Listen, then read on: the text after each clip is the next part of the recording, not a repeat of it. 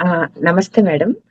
ఆహ్, మొన్న మధ్య నేను మీకు చెప్పాను కదా మేడం. మా అమ్మాయి వాళ్ళ బెస్ట్ ఫ్రెండ్ చనిపోతే ఇంకదసలు తను తీసుకునే పొజిషన్‌లో లేదండి.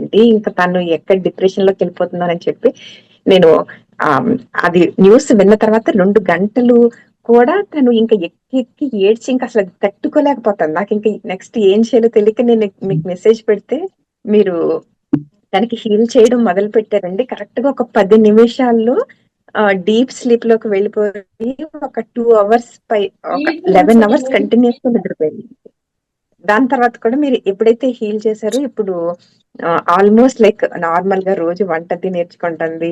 లైక్ చాలా డిఫరెన్స్ ఉంది మేడం. నేనైతే అంటే ఇది ఎంత టైం పడుతుంది అని చెప్పి చాలా భయపడ్డాను. కానీ చాలా పాజిటివ్ రిజల్ట్ వచ్చింది మేడం. లేపోతే అంటే ఎంత డిప్రెస్డ్‌గా ఉండేదో మేడం.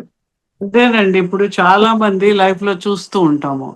ఏదో కావాల్సిన వాళ్ళు ఏదో ఒక జరగడము, బిట్రేయలు, బ్రేకప్సు, లేదు అంటే ఇంట్లో ఎవరైనా చనిపోవడం ఇలాగ ఏదైనా జరిగినప్పుడు దాంట్లోంచి వాళ్ళు బయటకు రారు. కొన్ని సంవత్సరాలు గడిచిపోతాయన్నమాట. ఆ గిల్ట్ కాన్షియస్‌నెస్ ఉంటది. అంటే any death carries guilt consciousness ఉన్నోళ్ళలో ఉంటదన్నమాట. అదేంటి ఎనర్జీ ఇంబాలన్స్ వల్ల జరుగుతుంది.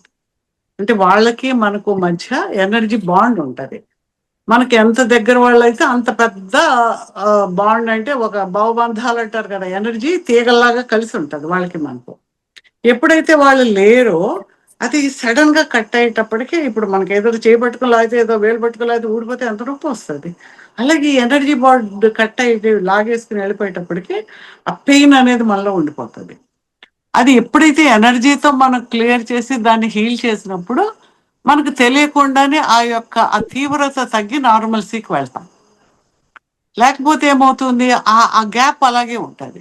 హీల్ కానంత కాలము వాళ్ళు ఆ డిప్రెషన్ నుంచి బయటకు రారు. మనం ఎంతో మందిని చూస్తూ ఉంటాం. అంటే ఈవెన్ సైకలాజికల్, ఎమోషనల్ వాటిని కూడా మనం ఈ సాధనలో తగ్గించుకుంటాం. ఇక్కడ ఫిజికల్ కూడా తగ్గుతాయి అలాగా.